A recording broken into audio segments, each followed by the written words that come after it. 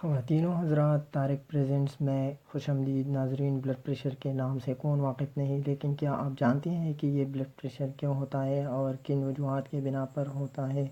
اگر آپ نہیں جانتے تو آپ کو یہ ویڈیو لازمی دیکھنی چاہیے۔ خواتین و حضرات، ہمارے خون جن نالیوں میں سفر کرتا ہے، یہ نالیاں 3 قسم کی ہوتی ہیں۔ ان نالیوں کی ایک قسم کو آرٹریز، جبکہ دوسرے قسم کو کیپلریز اور تیسری کو وینس کہا جاتا ہے۔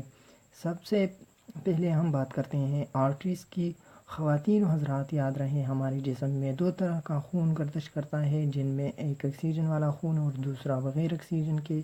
جب ہم سانس لیتے ہیں تو ہوا ہمارے پھیپھڑوں میں جاتی ہے اور ہمارا دل بھی اسی دوران خون کو نالیوں کے ذریعے پھیپھڑوں تک پمپ کرتا ہے، اور اسی طرح پھیپھڑوں میں جانے والا خون وہاں موجود آکسیجن کو اپنے اندر جذب کر لیتا ہے اور یوں آکسیجن والا خون بنتا ہے۔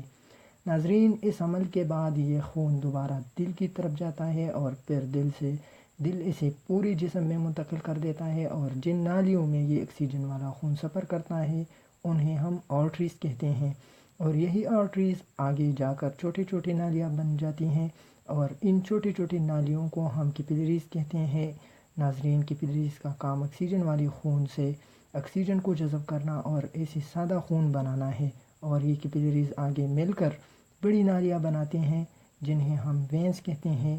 ناظرین، یہ وینس ہمارے جسم میں موجود خون کو دوبارہ دل تک اور دل سے پھیپھڑوں کی طرف لے جاتی ہیں تاکہ دوبارہ آکسیجن دل میں جا سکے، اور یہ عمل اسی طرح جاری و ساری رہتا ہے۔ اس امید کے ساتھ میں آگے بڑھتا ہوں کہ آپ کو ہمارے جسم میں موجود خون کے اس نظام کی سمجھ آ چکی ہوگی۔ خواتین و حضرات، یہاں آپ کے علم میں مزید اضافے کے لیے بتاتا چلوں کہ آرٹریز میں جو آکسیجن والا خون ہوتا ہے اس کی رنگ سرخ ہوتا ہے، لیکن جو خون ہمارے وینز میں ہوتا ہے جسے بغیر آکسیجن والا خون کہتے ہیں، اس کا رنگ سبز ہوتا ہے، اور یہی وجہ ہے کہ ہمارے وینز سبز نظر آتے ہیں، اور جب کبھی کٹ وغیرہ لگنے کی صورت میں یہ خون جسم سے باہر نکلتا ہے تو فضا میں موجود آکسیجن کی وجہ سے آکسیجن والا خون بن جاتا ہے اور اس کا رنگ فوراً سرخ ہو جاتا ہے۔ خواتین و حضرات، اب بات کرتے ہیں بلڈ پریشر کی۔ جب ہم زیادہ چکنائی والی غذا استعمال کرتے ہیں تو ہمارے خون کے نالیوں میں چکنائی جمع ہونا شروع ہو جاتی ہے اور آہستہ آہستہ خون کے گزرنے کا راستہ تنگ کر دیتی ہے۔ اب خون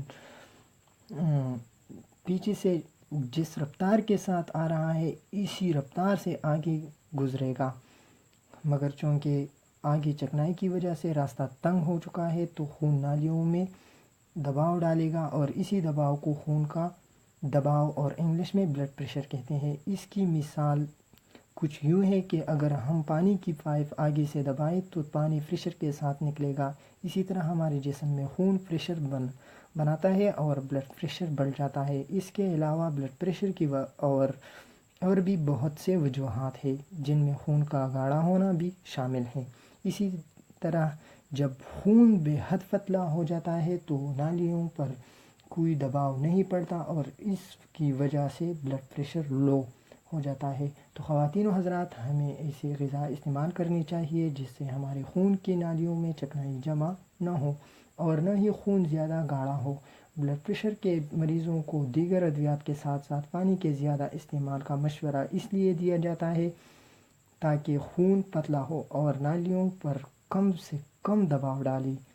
خواتین و حضرات، یہاں پر ویڈیو کا اختتام ہو جاتا ہے۔